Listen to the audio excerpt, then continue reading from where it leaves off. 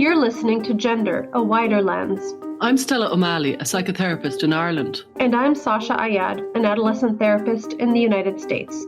Since 2016, my practice has been exclusively dedicated to gender-questioning teens and families impacted by gender dysphoria. I also work with gender-questioning teenagers, and I facilitated support meetings for families and individuals who've been impacted by gender issues. We're curious about the concept of gender and how it's unfolding in the wider culture. Join us as we look at gender through a wider lens.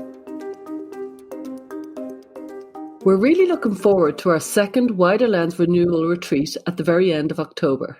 Yes, it's going to be right here in my backyard in beautiful Scottsdale, Arizona. It was a really special occasion, and it really did seem to be truly transformative. And parents who attended last time were very keen to come together for another retreat. Yeah, and for those of you who didn't attend last time, this is a retreat for parents who are seeking a deeper understanding of themselves and of their gender-questioning child. And it's also for parents who need some time out for some self-reflection and who want to parent with more confidence. Yeah, so please join me, Stella, and our dear friend and colleague Lisa Marciano in Scottsdale, Arizona this fall. The Eventbrite link will be in the show notes, and you can also Google Wider Lens Renewal Retreat Arizona. We hope to see you there.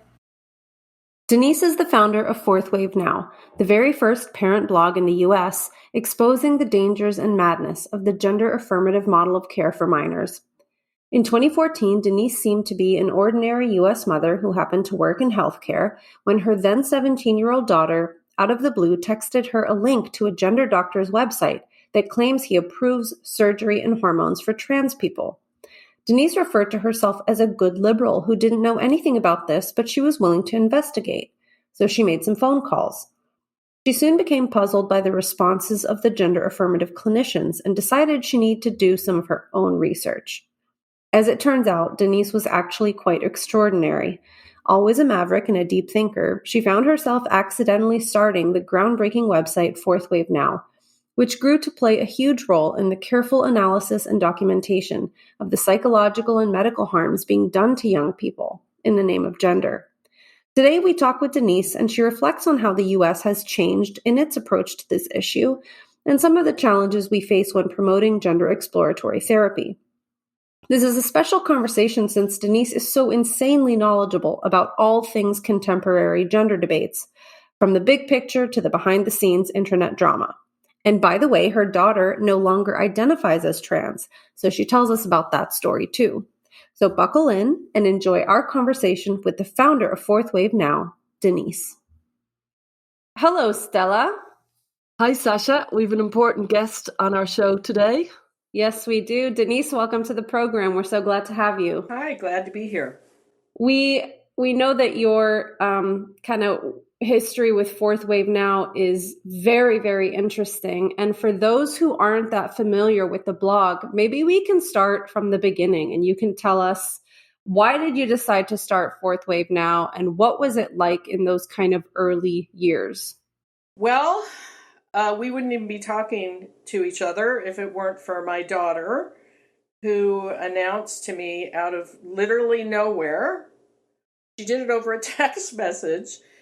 She said, no, she didn't say anything. She sent me a link.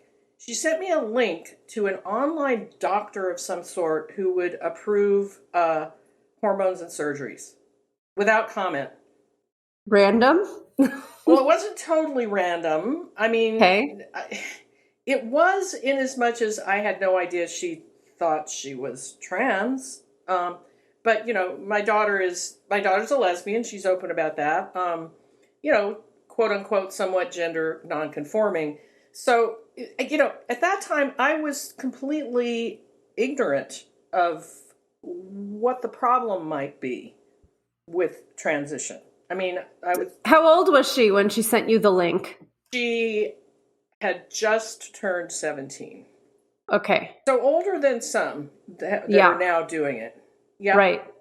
Did you think ring the fire brigade? Did you think this is shocking, or did you think this is a bit strange? No. Well, you know, look, good liberal, my whole life, kind of go with the tribe. I'm less of a tribal person now, partly thanks to this. But it was like, oh, okay. I kind of was thinking like a lot of good liberals who didn't know anything about it. This is the next civil rights movement. I have nothing against trans people. I still don't have anything against trans people. And I was kind of like, oh, okay. And we talked briefly, and so I decided to call some therapists, right? And I got a hold of a gender therapist. The first one I talked to, very nice on the phone, really nice trans man. And I remember one of the first things I said to him was, well, I kind of think she's a lesbian and she hasn't had a lot of, relationships or anything yet to know about this. And he said, oh, a lot of the young people just skip that step nowadays. He just said it very matter-of-factly. And I was like, okay, I'm just kind of taking it in. And I made an appointment. And the same week, the appointment was there's a support group for young teenage trans people. And I thought, okay, this is great, fine. So, but, in my career, I'm in an allied health field. I've been involved in a lot of research. I actually worked for a university at one point where I did research studies, and I started digging into it, deeper than what's being said on the surface on the internet. And I was brought up short reading about testosterone.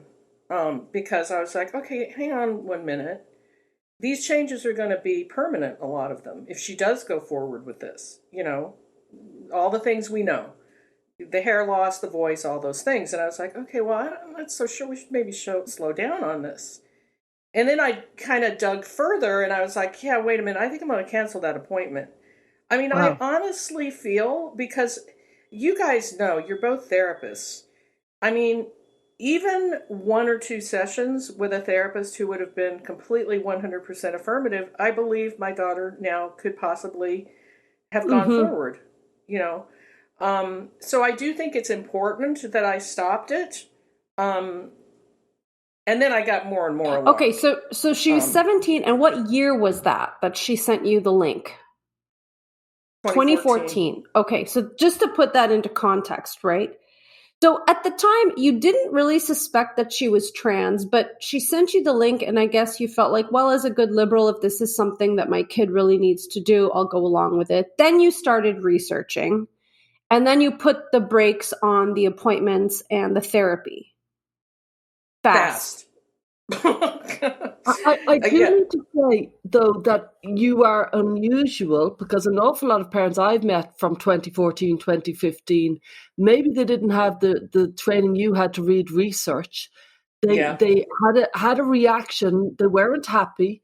They didn't want things to go forward, but they weren't able to navigate what I did find. The first few years, I commented very little on the research because I couldn't get my head around it. It was hard, dense, difficult, because suddenly a research would have a conclusion and the headline would give the opposite conclusion. And still does, yeah. Yeah. So I think you were unusual that you went so fast and you could read the research so well. Well, I mean, there's a few things. That training. Also, I'm a little bit of a maverick in general. I mean, all of the surface level stuff about trans issues was raw, right? Even in 2014. And do you want me to go to the next step after I kind of looked into the research? So then I'm like, okay, I just, my gut and it really was my gut, was saying, hang on a minute. And, look, it's the story that everybody tells, right? She sounded scripted. She almost sounded robotic. Yeah. She was saying things she'd never said before, and it was obvious to me that this had come from the internet. It was just perfectly obvious to me. So I thought, okay, first of all, maybe there needs to be some stepping back from some of the stuff she's imbibing on there. But then also I thought, okay, I can't be alone in my concerns. I can't be the only... Yes, I'm a maverick. Yes, I'm different in many ways. But, there have to be other parents who are concerned about this. So I went on the internet and I'm like, okay, I'm going to find them. Oh my God. It was like, I searched and I searched and I scoured and I scoured and I scoured. I mean, I spent hours. I wasn't intending to start a website. I was like, I got to find somebody else to help me with this. All I found literally was one mother commenting on, I don't even remember where it was. I managed to get a hold of her. I mean, her daughter had already gone way down the road, but that's all I found. That's it. And so I'm like, okay. I mean, I've said this many times. Starting Fourth Wave Now initially was just a cry into the dark. I just wanted to find other people who could relate to what I was going through. And they came. If you build it, they will come. How did you feel when you were starting it that first night when you were putting out the blog? Were you frightened or? Well, so I don't know if you know, I started on Tumblr, the belly of the beast. Okay. Like I posted my big opening article on Tumblr, and of course I got attacked viciously. Tumblr. I mean, I didn't know. I knew Tumblr was a place the kids were going, but I didn't know that it was, sort of a den of snakes in there, right? I got the death threats and all that crap. But the reason it took off at the very beginning is, I don't know if you remember the website Gender Trender that was thrown off of WordPress. The person running it was named Gallus Mag. She did a lot of work. I think she started looking at this in like 2010. I went on that website and I said, oh, hi, I'm a parent. I have a daughter, blah, blah, blah, blah. I would appreciate a boost. So they did help with getting it sort of started. I moved over to WordPress within a couple of months because I wanted to get out of there, this Tumblr cesspool, and get out into the real world, as it were. And I mean, what happened was, it could have just been a support website if I had stayed with Is Anybody Out There, if that's all I was doing. But because of my background and my inquisitiveness and everything else, it turned into much more than that. It turned into much more than a personal blog, as I'm sure you're aware. There's a number of articles on there that, I mean, nobody else has talked about Pop-Tarts, Johanna Olsen Kennedy and Pop-Tarts, and some of the other key illustrious figures in this world, especially in the U.S. In fairness, we should say the Pop-Tart. Could you say us three know the Pop-Tart story, and I know a lot of readers would know it, but there's so many new people to this world. Do you do you put links to stuff in your description? Yeah. You might want to, since we're talking about it, and I did talk about it when I talked to Benjamin Boyce, so we might want to talk about some other ones too. It's just Pop-Tarts really stands out. It was you want me to describe it? So I believe it was 2017 U.S. Path Conference. Johanna Olsen Kennedy we had somebody there who was recording for us. By that point, we were a we, and it's still a we. It's a small we. There's like about 3 other people who work with me, but we got somebody to go there and record. And basically, she tells the story of how a mom came in with her daughter. The daughter was gender nonconforming and so on. And she proudly tells the story of how she asked this little girl, oh, well, so if there was a strawberry Pop-Tart and it was in I can't remember, peach wrapper, what kind of a Pop-Tart would it be? And the little girl's like, well, it would still be a strawberry Pop-Tart, right? Just because it's in the wrong wrapper. And then Olsen Kennedy describes how from her point of view, the child had this epiphany. Oh, I guess I'm a strawberry Pop-Tart in the wrong wrapper.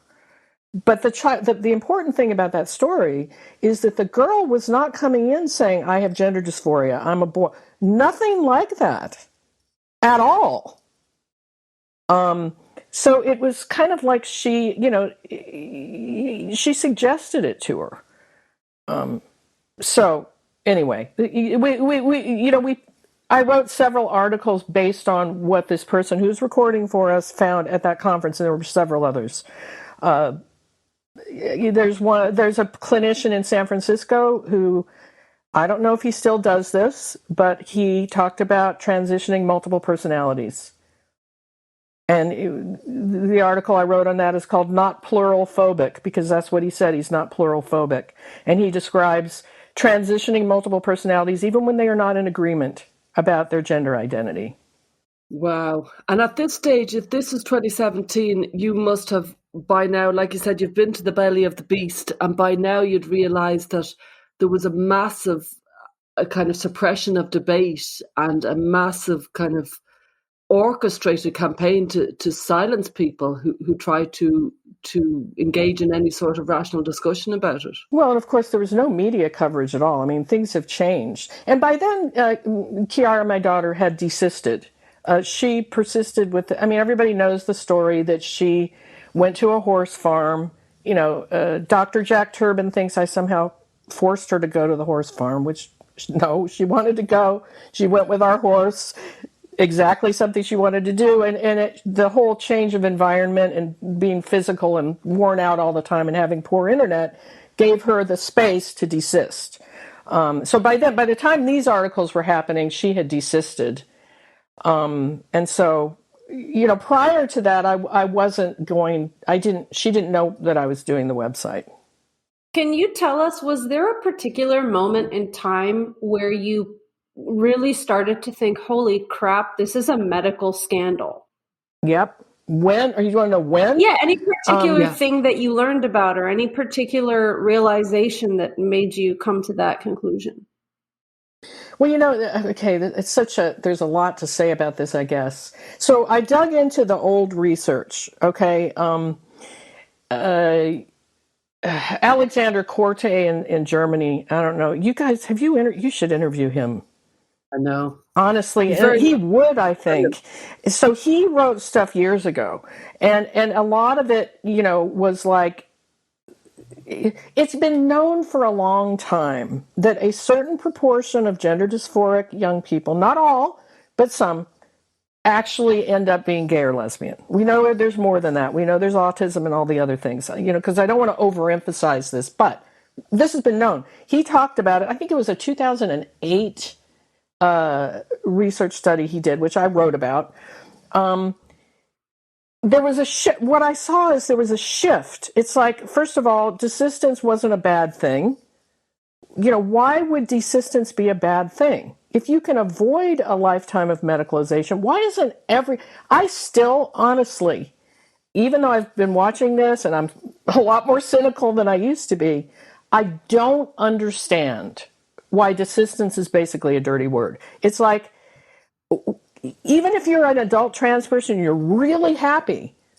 Why not be happy if somebody doesn't have to go through all this, right? So at that time, desistance was, if not the goal, it was at least a positive thing, right?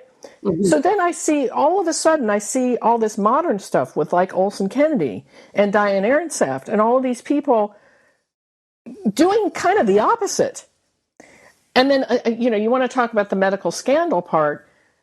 Pretty early on, I learned that if a child goes on puberty blockers and proceeds to cross-sex hormones, they will very likely be permanently sterile.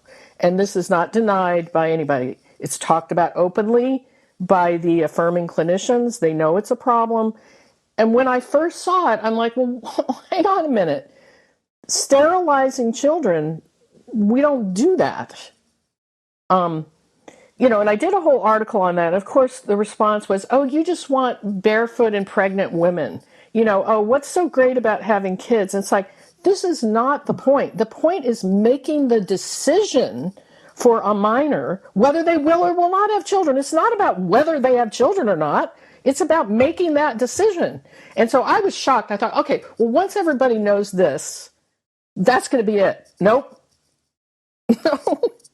Right? I've had that thought so often. Oh, once they all hear about this, everybody will understand. Well, now it's pretty clear, isn't it, to all of us that nothing is too much, it seems like to me. I mean,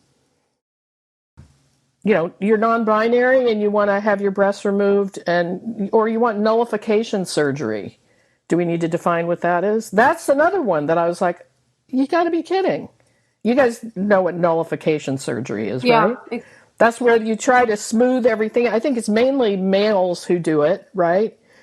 Right, where they want to smooth out everything so they're kind of smooth and there's no nipples and there's no genitalia, and it's to turn you into kind of like a sexless doll. I mean, that's what the outcomes seem to look like. It's really like a Ken doll. Yeah. If anybody sees them anymore, do they exist? Barbie and Ken dolls? Don't know. So this has happened to me too, because like throughout the last 6 or 7 years, I kept thinking, okay, once people realize this, that will be the turning point. And you're so right that every time you think this is the end, just there's more tolerance for more shocking things. And I think what really comes to mind, especially that you mentioned multiple personality disorder, it's interesting you say that, because this seems to be really similar to what happened there and what happened with repressed memories, and the way the psychological and medical community and psychiatrists kind of all bought into this belief. And that justified pretty horrendous behavior, which, like you said, leads the child and kind of takes advantage of the power of suggestibility and all of these really vulnerable aspects of being a kid. Had you known much about that before you started doing this work? I'm sure now you're very familiar with those kinds of epidemics in psychiatry. But like, when did you kind of connect the dots between what's happening now and those types of things? Well, I'd have to credit Michael Bailey with drawing my attention to that. I didn't know a lot about it. I knew of it, but I hadn't dug into it at all. But he's the one who drew my attention to it, and then I started digging into it. And, the thing is, a lot of this stuff is still very fraught, though. The satanic abuse, the recovered memories, all that. There was a massive lawsuit in Chicago, which I put in the art. When I did the article about this multiple personality thing, I drew on that and some of the background stuff on that because I had learned about it by then. But, especially in the U.S., there's still so much. Okay, let me just jump to this because I'm talking around it. When I wrote that article, and anytime I've talked about the issue of multiple personalities and recovered memories and stuff on Twitter, I get attacked by a certain segment of feminists who still believe all of it. Yeah. Right? And, it's... this certain sector of feminists, and I tell you, they're not all the same people, but this is like a whole other part of this that we could get into, all the sectarianism and everything. And I know you both know about it. The other one is anything to do with brain sex. Mm-hmm. I wrote an article. It turns out there's a pretty good body of literature, and from the Dutch, some of it.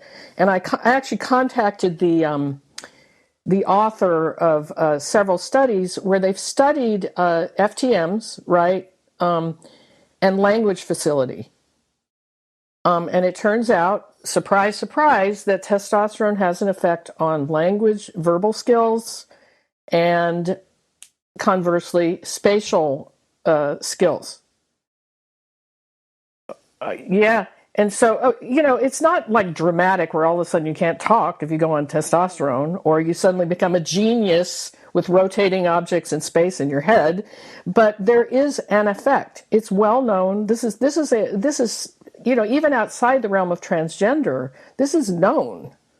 So I wrote an article about it, and I got jumped on because, oh my God, you can't really talk about brain differences between men and women. And I sort of feel like, well, what? So you think that the hormones stop at the neck or something? Like, of course they have an impact. Anyway, I've kind of gone on a tangent here. It's incredibly like Northern Ireland, where there's so many different factions. Nobody can keep up. Nobody's quite sure of what each group is standing for. They're all divided. Right. And each group is really emphatic and silencing of anybody else. And what it does is it narrows the circle to only the utter experts can speak, because everybody else is frightened out of their mind because it's so easy to stand on a landmine. If you say something, it's incredibly destructive for anybody trying to disseminate information.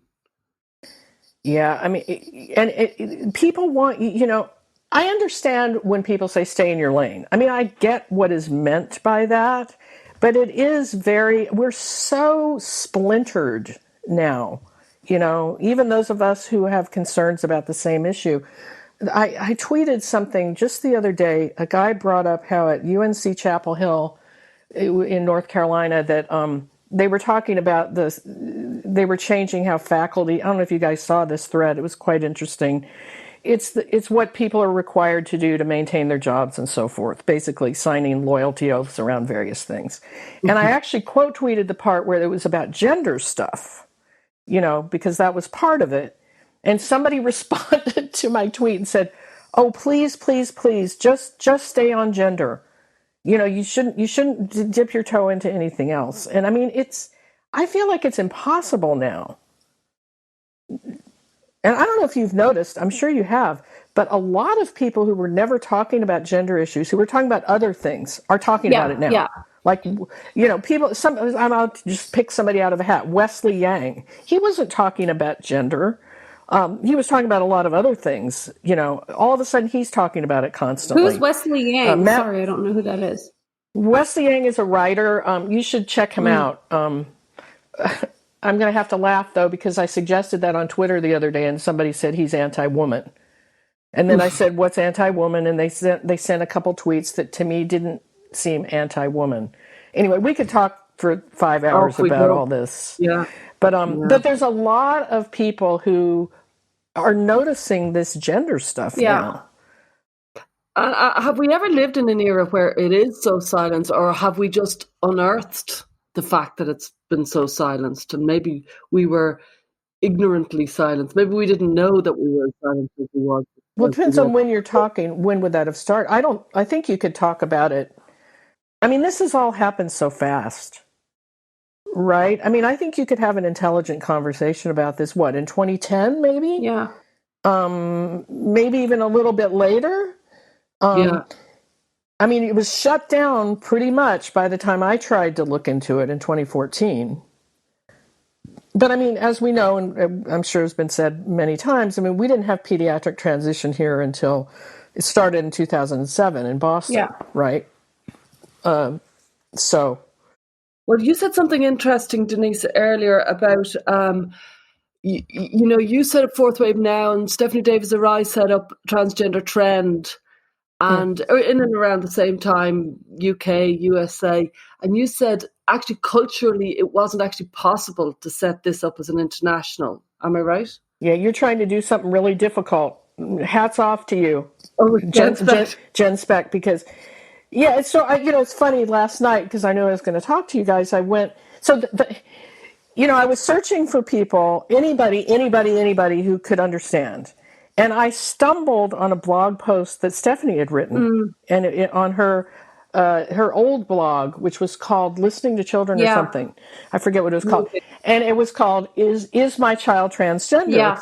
And it was questioning that.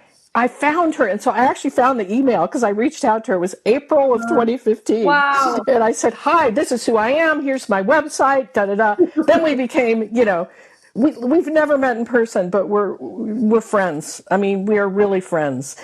And I said this before we started recording, but we together thought we would do Transgender Trend as an international organization, and ended up deciding not to because of all the differences in our medical system, in our legal system, so many things. And it was the right decision. It's very difficult, as you know, Stella, because you're running an international organization, which is what we wanted to do.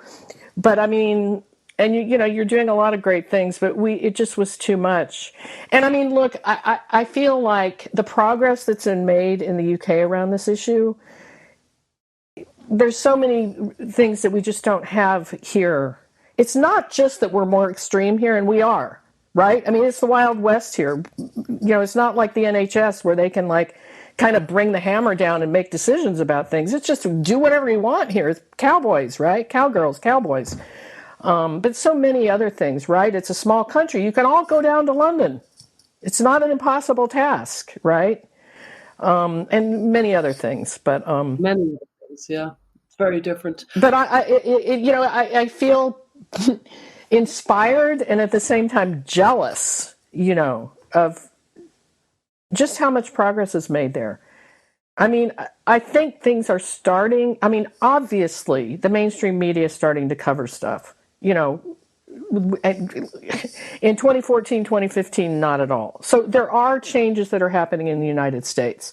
But I'm really, can I just kind of go on here for a little bit? I think most people know that I don't think in the UK you have the same sort of right-left division around this issue. Like here, it's like, oh my God, it's nothing but extreme right-wing, homophobic, Christian nationalism. Right? That's what people think, right? And if you're a good lefty, obviously you're going to affirm. You don't have that kind of thing over there like we do, right? I mean, I'm talking about a perception. Clearly, it's not true that it's nothing but right-wing, blah, blah, blah, blah, blah, people who are concerned about this in the U.S. I think the very strong reputation of lefty feminists who are banning the bomb and who are, protesting against the rainforests, they have really created a space where this idea that they were such a well-known left-leaning group of people, for them all, not all of them, but many of them, to speak up has really shaped and defied that idea that these can be all kind of Bible-thumping evangelists. Right. But I mean, if you're talking feminists, I mean, we have a strong tradition of feminism in this country too, right? But, for whatever reason, I do feel I really there's some concerns that I've had since forever about the U.S. efforts. Let me just say first, I don't have anything against religious people or Christianity or any religion. I have nothing against it. I respect people's faith. But I think what keeps happening in the U.S. is that, especially if you're talking about what's going on with legislation efforts here in the States and some other things, a lot of it is led by attorneys and groups who have a history of also fighting against gay rights. And, it's understandable, but I've always felt like, for obvious reasons, there's so many gay and lesbian people, young people in particular, who are now saying they're trans, and I don't know what the answer is. I don't know. I don't think it's evil or wrong to work with those people. Some people think, oh, this is terrible. You can't ever touch those people. At the same time, I feel like I want those groups, the more conservative religious groups, to publicly do a little soul searching, to say publicly, okay, maybe, we didn't think that gay marriage was such a good idea, but we understand that, that the trans contagion, and it is a contagion with some young people, that it is hurting some gay and lesbian people, and we don't agree with that, because otherwise it keeps getting marginalized into that, see, those people are homophobes, and you're aligning with these homophobes. I don't know what the answer is to this. I'm glad you bring this up because this has been on my mind a lot, and I've been trying to parse through this, just doing some writing and thinking on it. And when we went to, Lisa Marciano, Stephen Levine, Ken Zucker, and I spoke at the APA a couple months ago. And in the audience, it was interesting because it was a packed room. We were tucked away in this corner room in the middle of the 5th floor. We thought nobody was coming to our session, and it was standing room only. It was totally packed.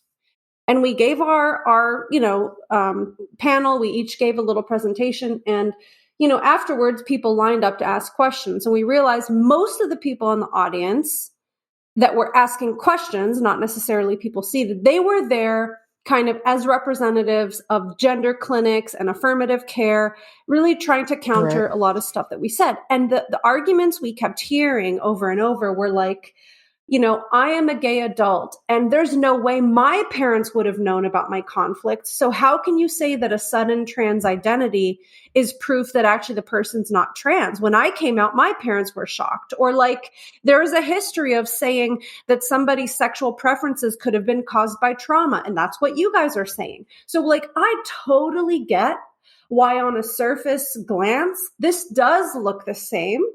And I think because these really conservative groups keep taking up the cause, it's very hard for us to argue, no, this is totally, totally different.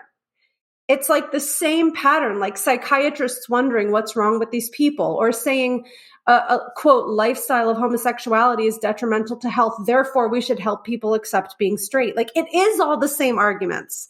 So it's really hard to kind of cross that bridge if somebody only has a cursory understanding of these issues. And I feel like we have not done a great job of acknowledging like how similar this might look to an untrained eye. Yeah. Well, that's where, LGB Alliance and the people in that realm, that's their bailiwick, right? I mean, not that you or I can't talk about it. You're so right. And they're doing such important work. And again, that's another concern I have. Obviously, people in LGB Alliance don't want to make common cause with somebody who, thinks they're evil and they're going to hell because they're a lesbian. I know. I mean, it's like, and I don't know the answer to it. It's frustrating, I don't know if you watched this is getting into, some tricky territory, but I don't know if you watched the hearing in Florida yesterday. No. Okay, so, look, I'm not an expert on this. I haven't been watching it deeply, but I think what they're trying to do in Florida is a little bit different from some of the other states who are trying to criminalize pediatric transition. I actually don't think that's a good approach. The ones that are saying, okay, the doctor's going to go to jail or pay this massive fine. First of all, they're following the guidelines of their professional organizations. And those professional organizations, we see that it gets hammered over and over again. Oh, all the professional organizations in the U.S. agree with affirmative care, right? We know that those guidelines were not written by the entire membership, right? Very well, but, it's still used. My understanding of what they're trying to do in Florida, whether you agree with what they're doing or not, is different. They are trying to set standards through their medical board, and I think their position is, the ones who are trying to get a change, this is experimental treatment. We're not going to criminalize doctors. We're saying, as the medical board of Florida, that we're going to put out some guidelines because of this. Is that just for children? It's experimental care, or is it? Okay, now again, I don't have all the details, but what I understand so far is this is focused on Medicaid. So Medicaid is not supposed to pay for experimental treatments. Yeah. Medicaid is our public health, Stella, for often low-income people and stuff like that. And so that's the angle I believe they're trying to take, so that it isn't just children, it's adults. But the restrictions they're trying to put on children via the guidelines that they may develop are more extreme than for the adults, if that makes sense. Mm-hmm. Yeah. They're catching, as you know, they're catching all kinds of hell for it. Now, I did watch the hearing, and this relates to what we were just talking about. And I didn't watch the whole thing. I watched a good chunk of it. And several of the people who testified in favor of the more restrictive guidelines brought in religion, including there was a detransition. And again, I am not against people having faith, okay, at all. She stood up and talked about being a detransitioner, and it was all about Jesus.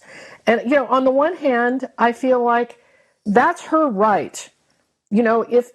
If going to church or being religious helped her with detransition, I'm not going to judge her for that. But I don't even need to say my butt, do I? Because it's like, okay, here we go. It just feeds right into this. Yeah. We hope you're enjoying this episode of our podcast. We work very hard to maintain high quality content for this show. and we're grateful to Rhyme and GenSpect for supporting us. Rhyme, or Rethink Identity Medicine Ethics, is a non-profit organisation dedicated to improving long-term care for gender-variant individuals. Visit rethinkime.org to learn more. And GenSpect is an international alliance of parents and professional groups whose aim is to advocate for parents of gender-questioning children and young people.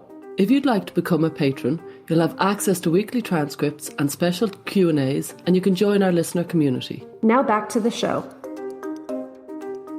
It's like the Walt Heyer story, right? I mean, it's all about being saved, and that is why I stopped being trans.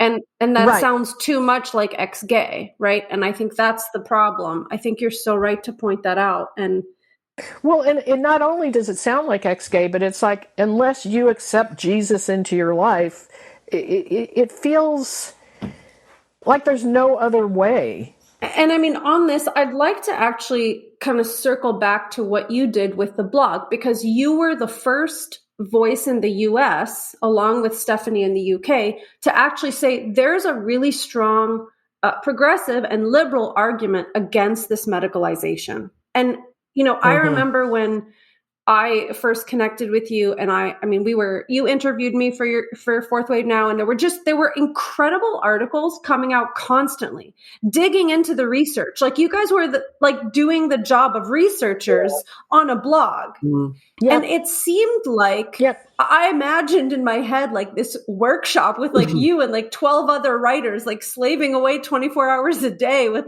coffee cups and I don't know what else.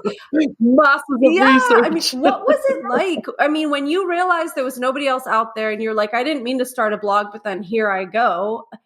What happened? Because it felt like there's no way you could have had a job while also developing 4th Wave Now. It was massive. Yeah, I mean, I had a part-time job. Okay, so that allowed it. If I was working 80 hours a week somewhere else, I don't know, maybe I would have lost my mind and done it all night long. I don't know. But at first, I was writing on pure fear and anxiety at first, because I was so worried about my daughter, it was just absolutely running on fear. And then it morphed into anger, but they were both fuel. It was totally emotionally driven. Every day I'd sit down, I'd go, okay, I'm going to write this thing. It'd be 8 a.m. or something. And I'd be glued into the chair until 8 o'clock that night. It was like, what happened? And then finally I take my dog for a walk. So I don't have an answer to you. I mean, this may sound strange because it is such a serious thing, but it's also very interesting because it touches on everything. It touches on medicine. It touches on law. It touches on the media. It's everything. And then if you have a personal stake in it, right? And I'm a very intellectually curious person, and inquisitive, and I dig down into things. And it was absolutely compelling. And again, no one else was doing it. I felt like I was discovering something that nobody else had discovered, Galileo. But did your daughter notice that you were stuck to the computer? Did she notice that there was a fire within you, or did that pass her by? Or well, I'm kind of, as much as if somebody came and said, if I could get rid of the internet or have it, which would you choose? I'd say get rid of the damn thing, because I think it's caused so many issues. Having said that, I am an addict. I am a total internet addict. And being sort of a researcher type, you used to have to go to the library and look at microfiche. Do you guys know what microfiche is? And to just sit in a room and have the entire knowledge base of humanity at your, anyway, I'm an addict. What can I say? I'm Denise and I'm an internet addict. Hi, Denise. You heard it here, everybody. So I don't know. I think I went off the track there, though. Well, I don't think I answered your question. I think you. What I'm curious about is when did the emails start pouring in? Because when you were looking for similar voices, you couldn't find any. Then you were like, well, I guess I'll just start this life-changing blog.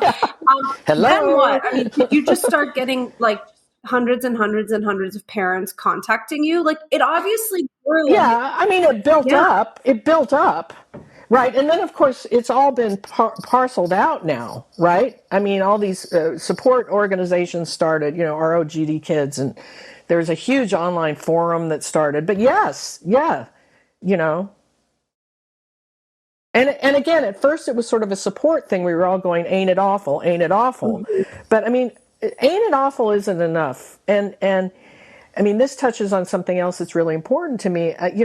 People say a lot of stuff and rant and rave, but, you need to have your facts down. And I'm a precision person. I mean, and it's like, I want to know what's really going on, and I'm going to say the truth of what's going on, even if it's inconvenient. Sometimes it's inconvenient. Mm-hmm. Mm-hmm. I mentioned this in this other interview, but everybody thinks that the reason Thailand raised the age of medical transition was because of Susie Green. It's not true. Just not true. Why did they? There was activists, actually gay activists in Thailand who were seeing the kind of stuff that we're seeing, and I think they were especially focusing on, gay boys who were rushing in to, have treatment. I don't know if they've changed it, but the last I knew, Thailand, you have to have parental permission up to age, I think, 20. So they're pretty restrictive. At the time that Susie Green's child went, that wasn't the case. But she didn't cause it. There was a whole activist base that was going on. I'm aware, too, you're someone who's knee deep in this stuff, and I know there have probably been things mentioned that maybe the kind of, newbie parent isn't aware of. Can you just explain who Susie Green is, just for anyone who's not familiar with this story? So Susie Green is, I believe she's the CEO of Mermaid still. Is she? I think so. Right, so her child, And Mermaids is a UK organization that supposedly advocates for transgender youth. It's like Gender Spectrum in the U.S., which doesn't have enough attention on it, by the way. Gender Spectrum is a much bigger, more well-funded and far-reaching organization. I just want to throw that in. Yeah, Mermaids, right? It's a quote-unquote support organization. They're very, very pro-affirmation. And in, what was it, it must have been 2012 that so my understanding is she brought her child over here to the U.S. because you could not get puberty blockers and cross-sex hormones in the UK at that time. And she took the child to Norman Spack's clinic in Boston, which is where pediatric transition started in the U.S. I've seen an interview even with, actually it's in, whatever, I'm not going to go down that rabbit hole. And then they went to Thailand, and was it the child's 16th birthday?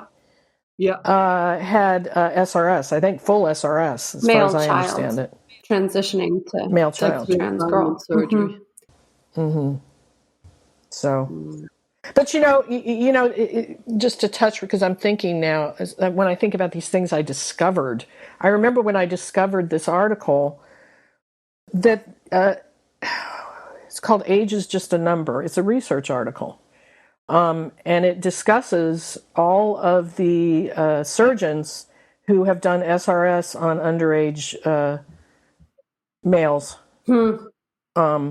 With interviews and everything. And many of them had concerns, that the thing was popping up too quick. People weren't qualified. It was like the Wild West.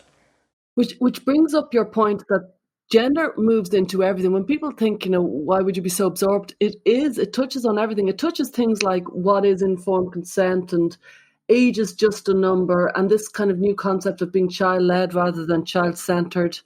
And there's so many other things it brings in about what it is to be human and how we need to kind of handle ourselves in society that you can read forever. You could literally read forever about this subject. Yes.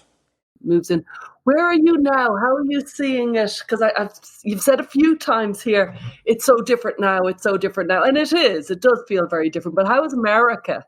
Because I'm still trying to catch up with America. Well, I mean, the biggest thing that's different about now is there's so many of us, right? I mean, it isn't just me in my living room going, what the fuck? I mean, there's so many people talking about it. So there's that. The media thing is different. I mean, I don't think you can overstate when Erica Anderson and Laura Edwards-Leeper started talking about this, they're going to get op-eds in the New York Times and the Washington Post. They just are. And I mean, you can still have problems and say they're still too affirmative, but that was a watershed, the two of them coming out and talking about it. And they're still talking about it. At least Erica Anderson is. I'm not sure. And I'm sure they've both paid a terrible, terrible price. You know, we all know people have paid a terrible price. As far as how is it different, though, as far as the way things are moving, I mean, it does seem like there, you know, it's at least we're talking about it as a controversy. I don't know, though. I mean, I'd like to hear what you guys think. It's also Canada. Like, Canada is just as, however you want to put it, affirmation crazy as the U.S. with a totally different system. I mean, they have close to fully, quote unquote, fully socialized medicine. Not quite. I mean, when people say socialized medicine, I mean, the NHS, in the UK you have, because the employees all work for the government too. In Canada, it's government-run insurance, but it's private providers. Okay. And here, of course, it's just whatever. I don't know where this is going to end up. It feels like there's a lot of doubling and tripling down that's going on. And the people who are getting published, I mean, I think you've both seen Jack Turbin's latest, published in the Journal of the American Academy of Pediatrics. Jesse Singal wrote a great takedown. Yeah. But I mean, the institutional capture in this country is so profound. I don't know what do you guys think? I'd like to talk about institutional capture, because along with the kind of like mass psychogenic illnesses, like I think this is part of that framework. And I'd like to talk about that, because a lot of parents who listen to our podcast are like, I literally have no idea what's going on. And how could it be that I've taken my kid to 6 different therapists and they've all told me this? So institutional capture is a big part of that. I'm wondering, like, how do you guys think about that? How do you define that? How do we just help people wrap their minds around it? Because it seems conspiratorial, doesn't it? Like, if you just, again, like kind of jump into this, you're dipping your toe in the water. It seems a bit conspiratorial to say institutional capture, though I believe it's true. How do you guys understand that? You start, Stella. I'm mulling.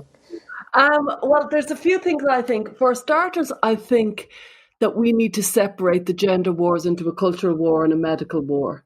And if we focus on the medical war, I think we can get further and let the culture war be separated. A kind of a separation between medicine and culture could have doctors arguably listen to us sooner and just be aware. That's just my feeling. I often feel it. I think the culture war is going to run and run and run, while the medical war could conceivably, perhaps, through good, decent research and the way we're doing it.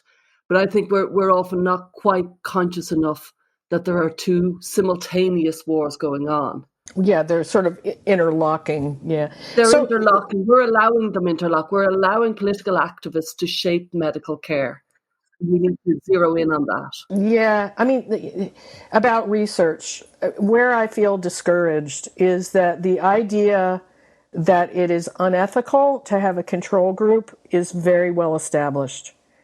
So, I mean, look, my daughter is part of a control group. I did not approve medical transition for her. She desisted. There's many others like her, right? It's an unofficial control group. And I know there's many other parents out there. You know there's parents out there saying, we're not doing puberty blockers. They're not being studied, right? They're not going to study that.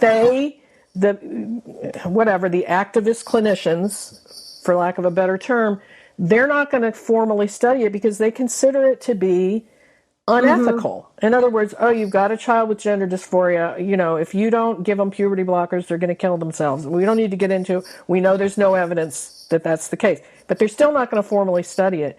I mean, I've thought about this, the Dutch and the Toronto clinic kind of did that. They had a control group because they didn't approve, right? And they ended up with a pretty high level of desistance. I want to bookmark that because I want to say something else about that population of desisters in a minute. But so we've seen it. Again, this older research, right? Like Corte did in Germany or talked about it, like Ken Zucker did, like the Dutch. They did do it. We did have control groups, right? But now, the current crop of activists and even clinicians just throw that out. Like, oh, that's worthless research. Here's why. So it's very frustrating because who is going to study it? Nobody. The NIH isn't going to fund a controlled study like that.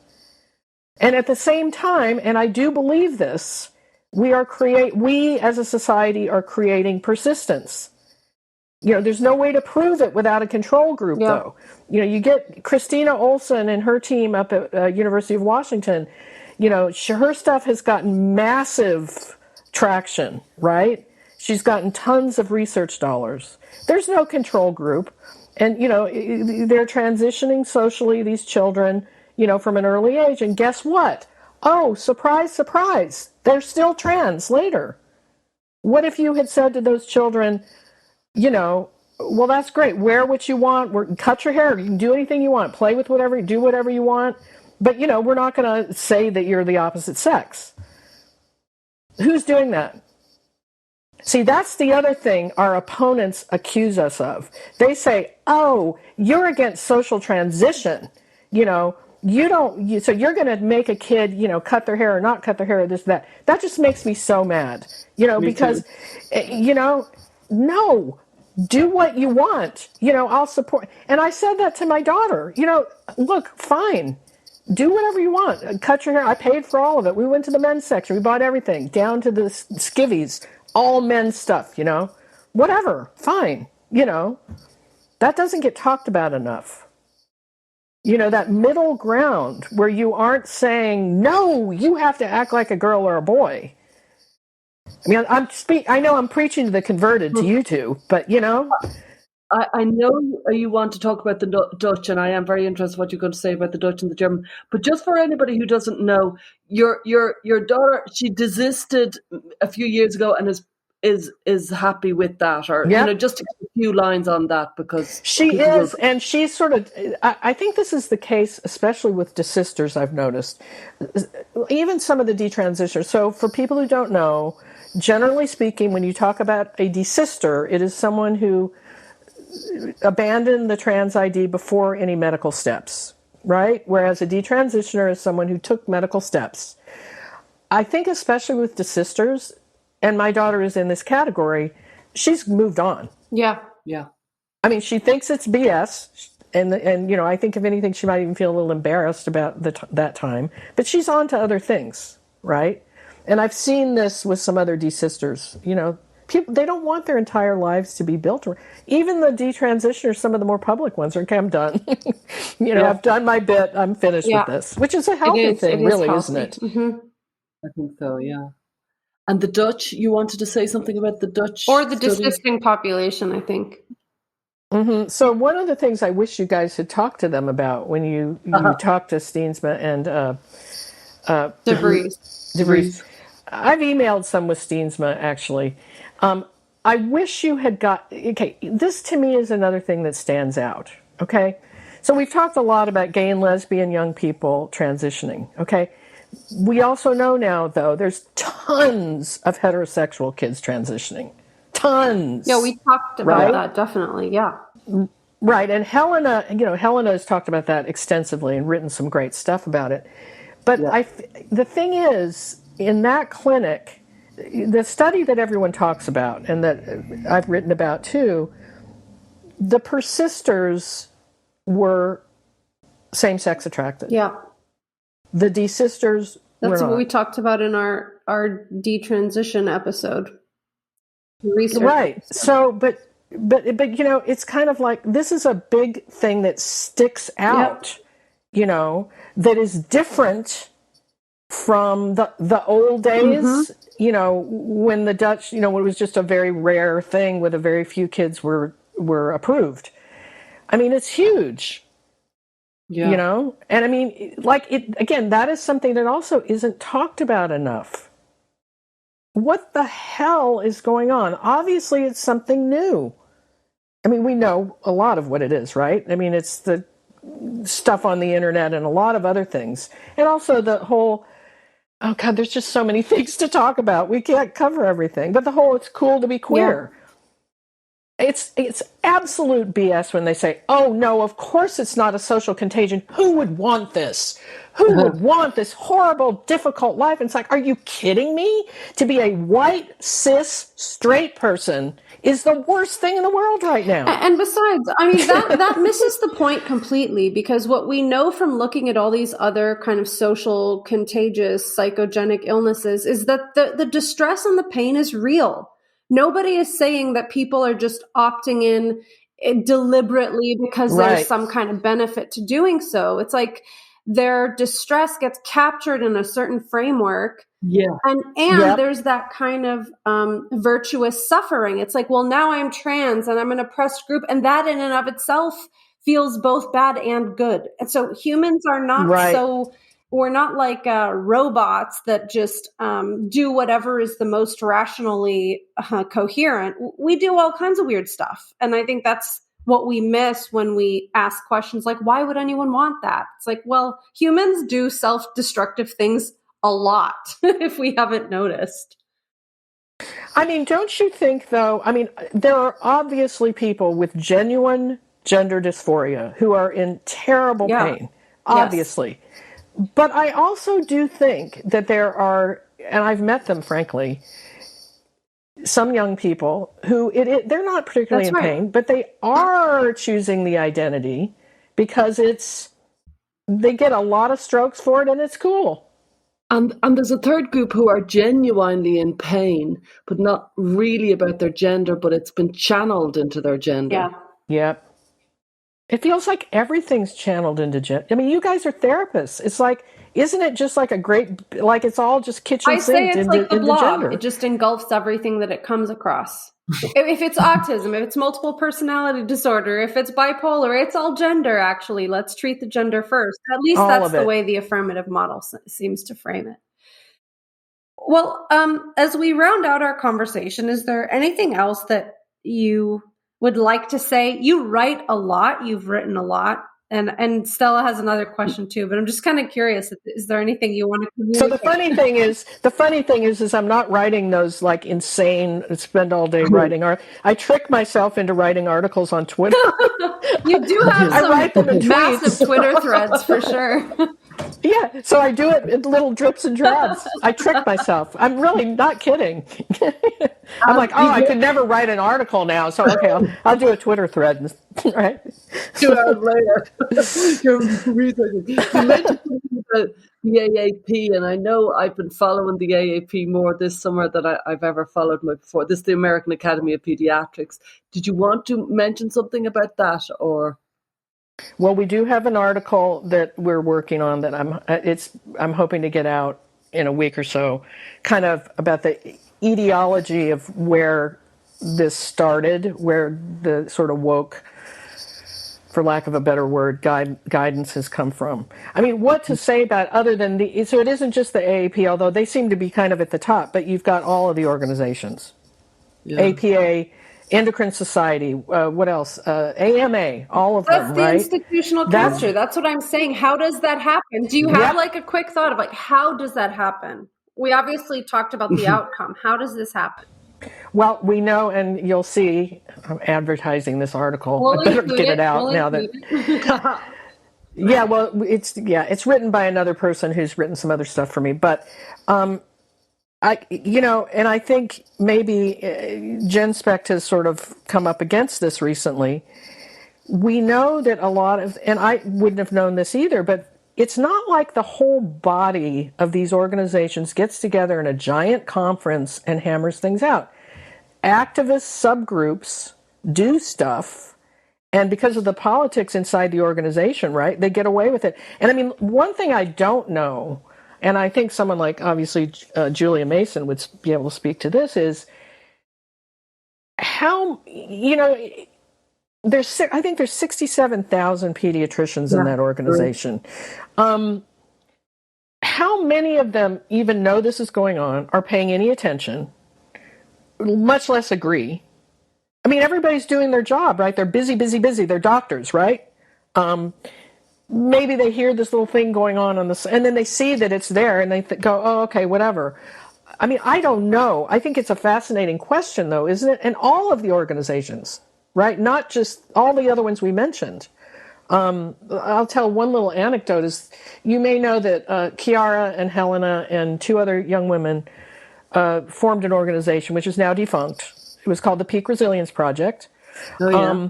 And they went to Washington. Bernard Lane wrote about this in The Australian. I think he's the only person who wrote about that trip because Kiara talked to him. But they went into Washington and they talked to a number of politicians, Democratic politicians. Didn't even bother talking to Republicans because they felt like it's the Democrats we need to talk to. And they also went to the APA. And that was their favorite meeting, and they were very, very well received by someone who was instrumental in the, I forget which chapter or division it is, you may know, it's the LGBTQ, whatever it is, division something. And the person they talked to, first of all, he didn't know a lot of the stuff they were telling him about, desistance and detransition experiences. He was very receptive, and he actually said to them, boy, it would be really great if you would help write something about this for our whatever it was. Yeah. Well, it didn't happen. And this is somebody who was in the middle of it, who was supportive and interested. I don't think he was faking it. I really don't. From what they said, I wasn't in the meeting, but they told us in detail. All I can imagine is he went back and talked to other people in that division and said, "Oh, I did this and that." And I'm just guessing. Okay, I'm making this up now. They said, "Are you kidding? That's transphobic. We can't do that." It's all I can guess because he was so enthusiastic. And then he just dropped them. Yeah. So what does that mean about everyone else in the APA? Like how supportive are people mainly acting out of fear? Yeah. I mean, Sasha, I don't know. Well, when we went to the APA, the loud activist people were the ones who stood up, got lined up behind the microphones and spoke. And then after, we had all these doctors come up to us, literally eyes dodging around the room in hushed tones, saying, "I'm so grateful to have you guys here. You wouldn't believe what's happening at our hospital or at our child psychiatric unit. Like, we're seeing this all the time, and everything you said resonates so much." And people said, "We're so lucky to have another way to think about this." So I think this is probably happening in so many different realms. All of those organizations. Yes. And we can nod along and say that's happening, and it's definitely happening in journalism too. And I meet the journalists, I meet the doctors who say it, and yet they're in positions of responsibility, and they are well paid for those positions of responsibility. And they go home to their families at night and they have their dinners. They need to kind of use their whatever integrity they have or access whatever integrity they have, because it's not enough at this stage. It's not enough to quiet. And there's power in numbers, right? Yeah. And if people don't do what you guys have done, I mean, let's talk about your courage and taking all this shit for stepping forward and showing some integrity. But the more, obviously, imagine if there were 1,000 of each of you. 1,000 in the UK and 1,000 here. We know there's 1,000 who have doubts, at least. And it's actually a question that I have. Like, if they get in touch with you guys and your networks, what is preventing them? Is it just absolute fear of losing their jobs? Absolute fear of, fear Twitter? Of unpopularity. Fear of public shaming has kept society in check for thousands of years. And I honestly think that's stronger than anything. They say their jobs.